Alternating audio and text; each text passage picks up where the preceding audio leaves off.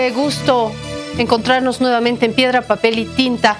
Esta semana Bolivia ha estado sacudida por la violencia en las cárceles. Un mega operativo en el penal de Palmasola, en la ciudad de Santa Cruz, ha dado el trágico resultado de 7 muertos y luego se confirmó uno más, son 8 muertos y varios heridos, sobre todo entre los internos. También hay efectivos policiales heridos. Se intentó poner a salvo a mujeres y niños que se encontraban también en el lugar. Esto es lo que ha sucedido y obviamente se desata nuevamente la polémica sobre algo que hace muchos años debió seguir bajo el paraguas de la polémica, y es la situación en los centros penitenciarios en nuestro país. Vamos a dialogar en 2 partes sobre este tema. En la segunda parte está mi colega Lucía Sauma con la autoridad del área. Nosotros vamos a hacer una mesa de expertos porque ambos tienen mucha experiencia en el tema y han reflexionado sobre el asunto. Quiero dar las gracias a Ramiro Llanos. Usted ahora es exdirector de régimen penitenciario, así que no le voy a contar yo a usted lo que se vive allí adentro. Gracias por estar acá. Buenas noches a tus oyentes, a tus televidentes que semana a semana están contigo. Es un tema complicadísimo, ¿no? Pero también de fácil solución. Me la dice después porque voy a presentar primero a Juan Carlos Pinto.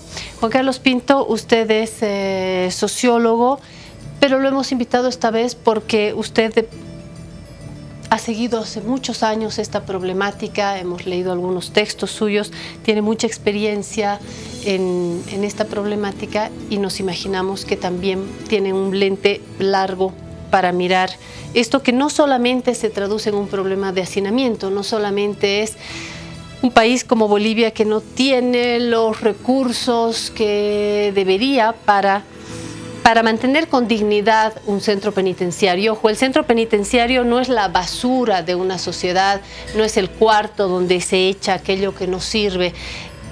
En inicio es un centro de rehabilitación, donde las personas que están allí están privadas únicamente de su libertad, pero no pueden estar privadas de su dignidad. Parto con esa idea. Les recuerdo que el hacinamiento es uno de los principales problemas, pero lo es también la violencia, la falta de normativas, mundos internos que se crean allí con propias normas. Lo ha probado el caso de Palmasola, más allá del control policial. Usted dice que tiene la solución, Ramiro.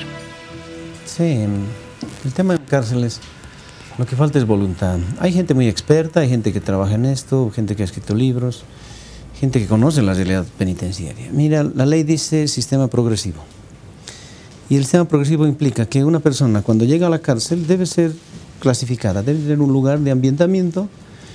Los psicólogos, trabajadores sociales y las personas que trabajan en ciencia de conducta ven la persona, analizan las causas del delito y sobre esto hacen un plan de vida para esta persona en la cárcel y hacen el pronóstico hasta el momento en que se va a ir del establecimiento penitenciario. Y por supuesto lo que no ha tenido afuera se trata de compensar adentro. Es decir, si no ha tenido un oficio, se le da un oficio. Si no ha tenido familia, se busca padrinos para que tenga un nivel de afecto. Si no ha tenido la posibilidad de estudio, bueno, pues se hace que pasen una serie de cursos y va mejorando su calidad de vida. Entonces, ese señor o esa señora va a estar en la cárcel y, pues, por supuesto, va a volver a salir en mejores condiciones. Eso dice la teoría. Eso es la teoría, exacto.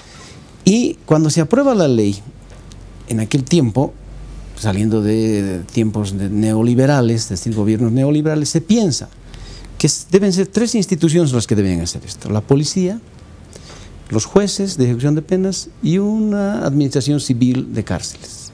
Entonces los 3 forman, digamos, la estructura de administración de la cárcel. Pero entre los tres se ha formado una especialistas como psicólogos, ¿no? Sí, ahí te voy. Entonces estas tres instituciones que tenían que colaborarse, no se colaboran y más bien entre ellos se afectan. Entonces se ha formado ahí una especie de serpiente de 3 cabezas. Y entonces el policía dice, es mi cárcel. Y ahí hace lo que le da la gana porque no había reglamentos y hacían lo que podían. Los jueces, cuando se está rehabilitando a la persona, resulta que por esos manejos irregulares en justicia, dan libertad o dan un beneficio penitenciario y el señor que estaba en proceso de rehabilitación sale. Y el director o la administración civil, que es cuálida, es mínima, entonces no tiene capacidad de hacer esta tarea de rehabilitación. La proporción es, la media europea es un rehabilitador, un privado de libertad. Para trabajar, pues rehabilitamos, hay que trabajar con esta persona, hay que entusiasmar nuevamente a esta persona para que mejore su vida. La media latinoamericana es 1 a 13. Por cada 13 privados de libertad, un rehabilitador. La media nuestra de Bolivia es un rehabilitador para 800 personas. Entonces, menos personalización. Todo menos rehabilitación. Y entonces estamos como en tiempos de dictadura, esforzándonos en poner policías en las cárceles y no creando ítems para personas que van a rehabilitar. Entonces las cárceles, pese a que la ley dice esto, no cumple esa tarea, nadie se ha ocupado de dar más ítems y cada vez hay más población y menos rehabilitadores. Esa es la crisis y por tanto hay abandono del Estado y los internos hacen su propio gobierno, se administran con toda la lógica porque como no hay posibilidades de atenderlos, ellos tienen que generar sus propias formas de administración y esto cuando es liderazgo positivo hay que apoyarlo. Pero cuando hay liderazgo negativo, como los casos que vemos, también debe tomarse medidas contra estas personas para que mejore la relación de comunidad. Su solución pasa entonces por muchos recursos, porque no solamente hay que alcanzar una media decente, retomando sus números, entre los rehabilitadores y los reclusos, por un lado, pero por otro lado, poco podemos esperar cuando hay un hacinamiento del 870% en un centro penitenciario, pasa por eso. Entonces se necesitan recursos para infraestructura, para rehabilitadores, los ítems, en fin. Pero el dinero está ahí, no quiero que me cortes esta parte, el dinero está, todo lo que se incauta por narcotráfico debe ir a rehabilitación, millones de dólares. El IDH, el 10% que dan a gobernaciones y municipios, debe ser para construcción de EPIs, dice la Ley de Seguridad Ciudadana, y cárceles. Solo se da prioridad a la fuerza, es decir, a la policía y se construyen EPIs. El dinero del IDH es una canasta enorme que cada año llega y las gobernaciones y municipios tienen esta posibilidad. Y entonces lo que está faltando ahora en todo esto es hacer una nueva ley que está hace 5 años ya planteada en la Asamblea Legislativa. Que este monstruo de 3 cabezas deje la policía a las cárceles, los jueces de ejecución de penas tengan menos incidencia y se haga un Instituto Nacional Penitenciario con un fondo canasta con todos estos recursos que te menciono y la solución va a ir dándose, no de la noche a la mañana, cárcel por cárcel. En Santa Cruz se inició, en Santa Cruz tenemos una primera cárcel sin policías, Sembicruz se llama, y allí no entra la policía. Y ahí el proceso se está dando muy interesante. ¿En qué se ha distorsionado? En que los jueces, como no conocen tampoco cárceles, incluyen ahí detenidos preventivos y entonces se mezclan preventivos y sentenciados. Otro de los grandes problemas que no podemos solucionar, pese a que hay un mandato constitucional. La Constitución dice, no pueden estar juntos lobos y corderos, pero nadie quiere cumplir la Constitución. Y entonces ahí están, las soluciones están hechas. Le tengo que cortar porque quiero dialogar. También quiero dialogar con Juan Carlos Pinto. Leo de Ramiro Llanos que la solución está en muchísimos recursos, ponerle más cabeza, cumplir la ley, apresurar esa ley que está en la Asamblea y que el Estado, entiéndase Estado como gobernaciones, municipios, Estado central, no abandone y que los recursos están ahí. Eso es lo que leo de Ramiro. ¿Usted lo firma? Yo veo que es parte de su formación profesional, que es una lectura muy de abogado.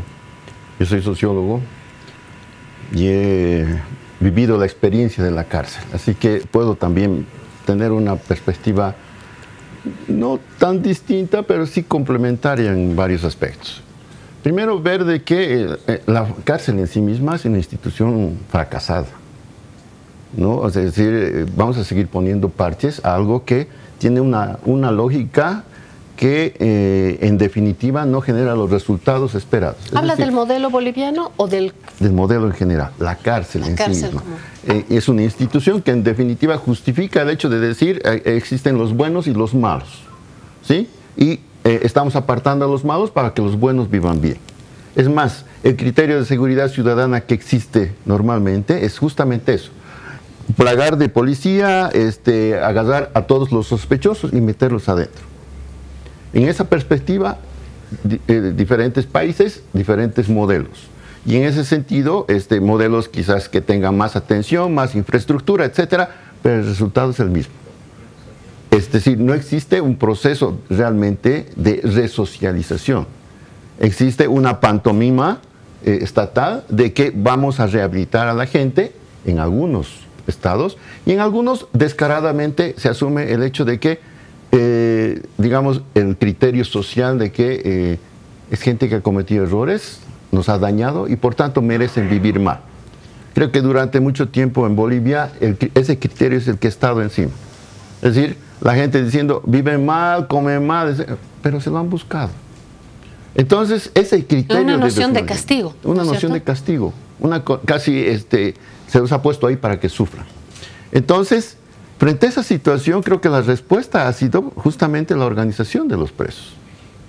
No ha sido solamente presión, circunstancias, sino también una respuesta, vamos a decir, pluricultural, si podemos ponerle un término, en el sentido de que las formas comunitarias han prevalecido para lograr la sobrevivencia y para generar un modelo interno importante.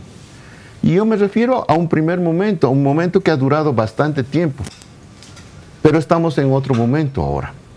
Y no es solamente un tema, digamos... ¿Desde cuándo estamos en otro momento? ¿Qué marca ese otro momento? Estamos quizás marcando ya 15 años,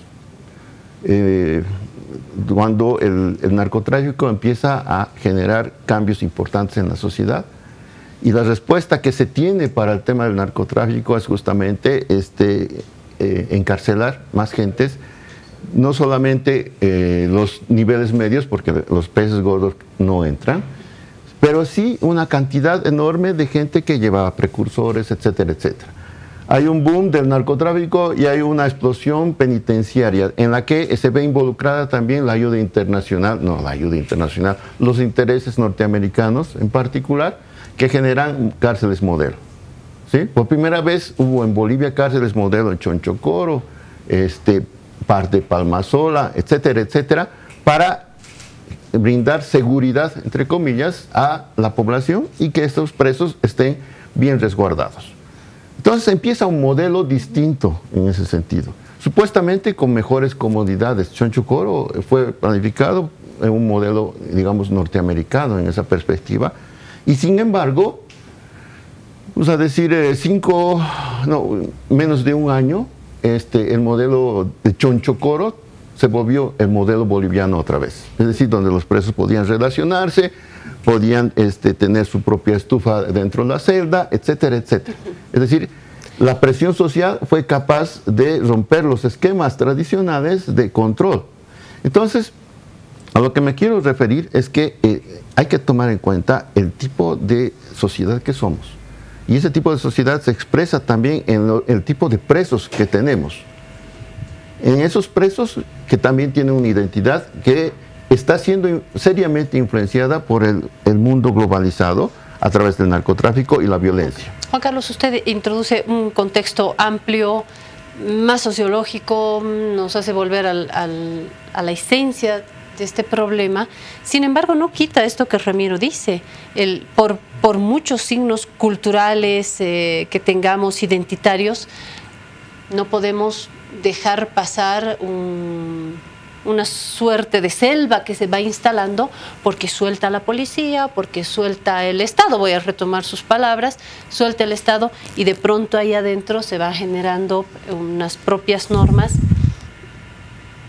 que termina desatándose en violencia, en una espiral de violencia donde además de ser encarcelado, coincido con que a veces el que tiene recursos, el que tiene abogados, no llega a la cárcel. Llega el más vulnerable de la sociedad, llega la más pobre, llega, ¿no es cierto? Sin embargo, una vez ahí en la cárcel tiene que soportar no solamente la enorme ineficiencia y corrupción de la justicia, eso ya lo sabemos todos, en el caso boliviano, sino también el abandono de esos policías y uno está pues expuesto a las leyes de ese adentro, ¿no es cierto? Al punto que en Palmasola no podían entrar. Sí, Claudia, pero lo que yo estoy apuntando es que parte de la solución es justamente lo que somos. Es decir, esa esencia organizativa interna que ha permitido durante mucho tiempo niveles más bajos de violencia y niveles más bajos de reincidencia en el continente. No es porque tenemos presos demasiado pasivos, es porque existía una red de cooperación importante que apunta a un modelo distinto de cárceles. No es construir cárceles modelos simplemente, o mega sistemas penitenciarios donde se los vaya a botar, como tú decías, a toda la basura para que la sociedad no las vea. Es más, existe la idea de decir, hay que sacar de San Pedro de acá porque la imagen misma de tener presos cerca y el sufrimiento cerca no es adecuada socialmente, y eso han hecho en muchos países. Pero el tema es real, y el preso no es un tipo de persona especial, es un preso, es un ciudadano como cualquiera de nosotros con derechos. Y eso es lo que al parecer nos hemos olvidado. Y en ese sentido yo estoy apuntalando el hecho de decir, ese nivel organizativo ha generado mejores resultados, porque ¿qué esperamos de una cárcel? Que la gente se resocialice. Lo interrumpo porque Sí. entiendo mejores formas organizativas ahí adentro que pueden dar resultados positivos. Yo he visto en la COF, en el Centro de Orientación Femenina, gracias, en el Centro de Orientación Femenina, he visto cómo mujeres se organizan para conservar sus cosas en un refrigerador, para cocinar, se puede emplear el servicio de otras compañeras para cuando uno recibe a sus familiares, el cuidado de los niños. Esto suena bien, pero cuando esa organización interna es para tener armas, marihuana, para robarse, gas... en cárceles de mujeres, para robarse el costo de la señora que lava, y en vez de pagarle $1, la gobernadora le paga 0.50, corrupción. En todos los niveles. ¿Qué es lo que pasa? Yo estoy de acuerdo con Juan Carlos. Cuando hay liderazgo positivo en una cárcel, porque los internos pueden elegir a sus representantes, y hay que mantener eso. Entonces han mantenido las cárceles de manera estable muchísimo tiempo. Pero ahora se han tornado en un liderazgo negativo. Porque haya entrado un factor, y los eufemismos a mí los que no me gustan. La policía se ha corrompido. La policía ha entrado en niveles de relación con la delincuencia, y el narcotráfico tiene importancia. Porque antes la policía no estaba en cárceles. Cuando se aprueba la ley 1008, dinero. Y entonces la policía pues se va a las cárceles. Patacamaya, acabamos de inaugurar hace un año, ya cobran ahí. Donde está la policía está la corrupción. Y donde está el subordinado, pues lo esquilman, le sacan todo. Y ahí entra esta nueva administración o esta nueva dirección de privados de libertad que se ha mezclado en un nivel de corrupción. Imagínate, yo no lo digo, la Comisión contra la Tortura vino a Bolivia y le preguntó al Estado Plurinacional y le dijo, ¿por qué tortura un preso a otro preso? ¿Cómo es posible que la gente esté abusada, vejada, torturada, golpeada por sus propios amigos de infortunio? ¿Qué ha pasado? ¿No hay control? El liderazgo de las cárceles se ha modificado, porque ahora ya vive solamente el mercantilismo. El Estado no participa. Es el mercantilismo, antes del capitalismo. Allí vendes todo, hasta la información, vendes al amigo. Y ahí hay una institución que supuestamente está en el control interno y externo, que ha perdido también la noción de lo que es esto, porque además no saben qué es cárcel. Tú nombras a un gobernador, pues ¿qué va a hacer el pobre hombre? Está como chancho en trapecio. ¿Qué va a hacer el pobre hombre ahí? Está queriendo hacer algo y le pasan $2.000. ¿Qué es esto? Dice un sobrecito. Es de la entrada de los internos al sector posta. Ah, qué lindo, dice. Mira, está queriendo moverse un poco, al día siguiente le dan otro dinero. Ah, qué bien. ¿Quién le está dando? El delegado. Y entonces se forma una corruptela entre policías y ese nuevo liderazgo de los internos que ha generado esta corrupción. Y bueno, pues qué lindo, son varios años que están en este proceso, y esto ha calado, al punto de que yo me animo a decir que en las cárceles hay esclavismo. Un delegado que masacra a un privado de libertad, un sentenciado, un lobo que se come al cordero.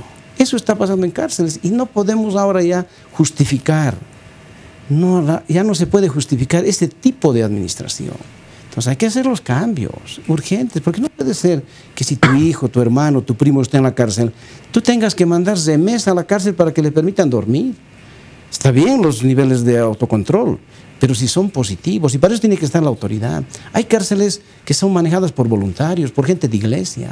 Hay cárceles en las que no hay policías. Hay cárceles en las que los presos tienen las llaves, pero se trabaja pues, en valoración humana. ¿Dónde hay eso? En Brasil, 100 cárceles. Sería lindo que vayan. Aquí el método APAC, 100 cárceles. Nuevos Rumbos se llama. Y está funcionando acá en Bolivia con esa metodología en Santa Cruz. Santa Cruz tenemos el modelo de exportación de cárcel, todo manejado por civiles, psicólogos, médicos, trabajadores, todo cámaras de seguridad para toda la seguridad, etcétera, y afuera rondando unos cuantos policías que no entran en esa cárcel y se está moviendo. Sembi Cruz es el modelo de exportación de Bolivia. ¿Qué le parece ese modelo? Yo estoy de acuerdo en que hay modelos importantes, no solamente planteados institucionalmente, sino en todas las cárceles nuestras. Por la ausencia del Estado se ha generado la posibilidad de que los presos generen organización propia, en un sentido positivo, yo diría. Pero por eso me refería hace un momento a un segundo momento. Antes voy a hacer un pequeño paréntesis, porque suena muy bien todo esto, estaba a punto de convencerme, pero de pronto ingresa a mi memoria los distintos niveles de violación de las normas sociales. Una cosa es el que ha robado, no sé, un pan para irnos a los miserables, ¿verdad? A la vieja historia, un pan para su hijo. Y así como esas cárceles de los miserables están nuestras cárceles. Y ahí están, pero también están los que cometen delitos como violaciones en serie, asesinatos. Entonces ahí también no solamente están, entiendo que todos somos ciudadanos, no está el diablo adentro, pero hay también delincuentes con un conceptualmente la cárcel es para los física y mentalmente sanos, no es para este tipo de psicópatas. Para estos psicópatas está el hospital psiquiátrico, que no lo tenemos en Bolivia. Y entonces no podemos poner a todos en la cárcel, es el error del juez. Entonces ya hay un primer error. Es un primer error del juez. Y entonces ahí, ¿qué hacen los internos? Me acuerdo yo en el Abra, nos llamaban un señor que mató a su padre porque tenía convulsiones, era epiléptico, y esas convulsiones eran violentas, y cada que le daba esta epilepsis, mordía a la persona que estaba cerca. Y así mordió a su padre y murió, y por eso estaba en la cárcel. Y entonces los internos se asustaban y teníamos que dar una pastilla, no me acuerdo el nombre, cada día. Y se acababa la pastilla y los delegados se preocupaban porque le iba a dar esto. Para esas personas no es la cárcel. También voy a hablar de los sanos que roban y reinciden y entran y a la casa de trabajo. Y desde la ley dice casa de trabajo. En que también el tema, la ley misma dice clasificación, que no se cumple. Que no se cumple por las condiciones en las que funciona el sistema penitenciario. Es decir, ¿qué clasificación cuando inicialmente teníamos 5.500 y ahora tenemos más de 17.000? ¿Cómo los vas a clasificar? ¿Cómo vas a generar una clasificación a ese nivel? No solamente nos referimos a infraestructura y no solamente nos referimos a clasificación por delitos, porque puede ser uno que esté por pensiones, pero altamente violento. Es decir, es el tema de la capacidad de convivir con los otros, porque es como estar en un pueblito y el que genera problemas contamina al conjunto. Entonces, eso es también una intervención del Estado, una intervención de la propia organización de los presos que permite ese nivel de convivencia. Nuestros niveles de convivencia hasta hace un tiempo eran importantes y eran parte de un control social interno. Pero en ese sentido, Ramiro, no solamente yo me referiría a la corrupción de la policía, sino me referiría al tipo de preso que ha empezado a ingresar. Hay un nivel de internacionalización de los presos, en el caso de Palmasola, por ejemplo, presos mexicanos, brasileros, colombianos, etcétera, que traen otra cultura de cárcel. ¿Son peores presos que los bolivianos? Son más violentos, porque tienen una cultura de cárcel. Y su cultura de cárcel es o mato para mostrar que yo soy más fuerte, o me pisan. Y con esa lógica imponen formas de poder.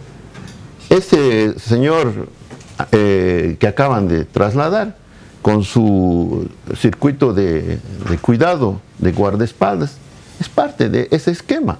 Porque las cárceles en el Brasil o las cárceles en el Perú funcionan de esa manera. ¿Quién vende más droga? ¿Quién tiene más poder para imponer?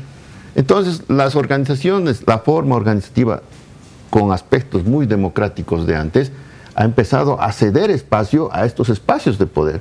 Yo me acuerdo en Palmasola tenían un cuarto completo hace unos 15 años, por ejemplo, de asistentes a los presos. Por ejemplo, la organización de los presos se dedicaba a hacer escritos para los presos que no tenían posibilidades. Pero además el sistema permitía que procuradores de los presos vayan a ayudar a agilizar los casos en los juzgados o a mirar en qué estado estaba. Es decir, los presos se colaboraban entre ellos mismos. La organización reforzaba la posibilidad de que el preso tenga justicia y que pudiera velar porque no esté totalmente abandonado en muchos sentidos. Hoy hay una escala distinta. En Palmasola, no es la última ya generó varios muertos. Está diciendo que antes las cárceles eran mejor. Sí, pero todavía está la esencia, el hecho organizativo, solamente que esa organización está siendo apropiada por elementos distintos y cruzada por la corrupción generalizada también. Porque por bravucones, eso sí le doy la razón. Por bravucones, los sentenciados, los que tienen sentencias altas, abusan a los otros, es el estilo cuartelario. El antiguo abusa al nuevo, y entonces, pero no lo abusa, no le da un cocotazo. Pero no es cualquier antiguo. Son antiguos que tienen otro tipo de cultura. Por eso el cambió efectivamente, hay otro tipo de delincuencia. Y esa delincuencia se unió con los niveles de corrupción. ¿Qué hay que hacer? La solución está, tenemos que tener una representación de los detenidos preventivos y una representación de los detenidos sentenciados. Y en esas representaciones tenemos que tener la representación de los sectores que tienen mayor población. 1008, personas con delitos de sangre o trentones que decimos, y el resto de la población que son delitos, diríamos, pasajeros para la cárcel, ¿no? Robos agravados en algunos casos o robos de carácter económico. Entonces, 3 tipos de representación. Porque ahora el que manda es el que tiene sentencia más alta. Y entonces es el príncipe de la cárcel y los otros son los vasallos. Así se vive en la cárcel. Y como no existe seguridad interna, no entra la policía a la cárcel, entonces ahí pues hay un autogobierno negativo en este momento en muchas cárceles, que hay que cambiarlo, por supuesto. Pero hay una ¿cómo es la forma de cambiar? Clasificando a las personas. Perdón, pero la clasificación la Constitución. yo creo que es distinta. O sea, hay diferentes formas de clasificación. Pero empezamos con lo primero, con lo básico. ¿Quiénes son sentenciados los que son y más preventivos ahora? Y están siguiendo el modelo, si quieres, peruano o brasilero. Pero ¿Quiénes son los que tienen no son los que tienen sentencias más altas, sino no justifiquemos la inoperancia. Se clasifica a los extranjeros en una sección, punto, resolvemos el tema, y los bolivianos corderitos que sigan la tradición que tú mencionas del liderazgo positivo. ¿Por qué no podemos hacer eso? No, ¿Tan difícil es poner una sección de extranjeros? Sencillísimo, pan comido. Pero ¿o no? El tema es justificar, decir no se puede. No estoy diciendo que no se puede, pero no puedes decir, entonces todos los extranjeros, no todos. No importa que sean de alta peligrosidad o de baja peligrosidad. Por eso es clasificar, clasificar, mandato constitucional. Yo he marchado por la Constitución. Pero los clasificas por peligrosidad, si quieres, está bien. Ya, pero aunque por lo menos preventivos y sentenciados. Por lo menos en eso. Estamos de acuerdo. Pero si ni preventivos, si no podemos separar lobos acá, corderos acá, y después con los corderos habrá unos de cara negra, otros merinos, etcétera, también los clasificaremos. Y los lobos habrá pues de caperucita roja o de los 3 chanchitos. La sobrepoblación es tan alarmante. Sobrepoblación, manilla electrónica, urgente. Eso es pan comido también. 2.000 pesitos vale. Y 80 pesos, garante solvente. Todos los señores que están sufriendo en cárceles, a sus casas. ¿Por qué tal? Es que se vive del preso. Eso es lo que no quiere hablar. El juez, el fiscal, el abogado, el policía viven del preso. Y ese bravucón que se ha subido a la cabeza de las cárceles vive del preso. Millones de dólares. Millones. Si tú te das la tarea de multiplicar, $3.000 se cobra en posta. Y entran 2 o 3 por día. Son $9.000 día. Multiplica. Y hago la pregunta. ¿Dónde va ese dinero? ¿Se queda con el corrupto? No. Y quisiera que esto quede. El dinero sube. Algún momento lo determinaremos. ¿Dónde va ese dinero? Porque yo no me explico cómo, Juan Carlos, que trabajamos tanto, queremos cambiar cárceles. Mi amigo ministro íntimo, amigo mío, no puede cambiar. ¿Por qué? ¿Cuál es la razón? Si es clasificar. Ya hemos hecho la reforma aquí en San Pedro, Cesar San Pedro, Patacamaya, Chonchocorro sentenciados, jovencitos. Es que no es tan simple cuando el sistema penitenciario es finalmente la base de algo que está más arriba, el sistema de justicia. Te está multiplicando. A ver, no me vas a decir de 5.500 presos a 17.000 y te van a seguir subiendo a 30.000. Y tú vas a seguir diciendo, los clasifico. Mientras sigas clasificando a la gente, los sigues hacinando de alguna manera. Pero están en sus casas con detención domiciliaria muchos. Mira, la estadística. Pero, último que te digo, justicia dice. ¿Quién te va a dar detención domiciliaria con ese tipo de sistema de justicia? Papá, déjame explicarte. 500 personas en La Paz están con detención domiciliaria sin escolta. Todo tipo de delitos, asesinato, narcotráfico, violación. 500 están en La Paz, sin escolta. Los jueces han dado al asesino detención domiciliaria sin escolta. ¿Y por qué no con los otros que están en cárceles? ¿Qué difusión de sangre de segunda clase? No tendrá, no tendrá la plata suficiente para comprar su juez. Pues por eso es la cuestión de al juez. Por eso. Justicia, policía. Pues. O sea, nadie está negando la corrupción. Da las referencias, para eso es la jurisprudencia. Si a estos señores han dado por asesinato, detención domiciliaria, ¿por qué no a todos estos? Una instructiva del Consejo de la Judicatura y adelante. Proactividad se necesita ahí, como en todo lado. Y lamentablemente nos hemos hecho conservadores en este último tiempo y los proactivos se han aburguesado, diríamos, y eso es lo que está sucediendo. No se puede, hay que reunir, tomaremos cafecitos, reunioncitas, evaluaremos, ya no. La solución está rapidísima. Es pan comido, te diría para mí. Pan comido va a tener ahora Lucía Sauma, porque va a tener que juntar estas ideas que se están poniendo sobre la mesa y plantearlas a la autoridad. No sé si tan pan comido y no sé qué dirá la autoridad. En todo caso, yo les digo gracias Ramiro Llanos, exdirector del régimen penitenciario, por su tiempo. Gracias también y por sus ideas, por supuesto. Y gracias a Juan Carlos Pinto, sociólogo, la experiencia, estar acá por el tiempo y la información que nos están dando. Yo ya tengo un contexto más amplio. Lucía también, y va a plantear las próximas ideas a la autoridad correspondiente. Así que no se vaya, que seguimos con este tema.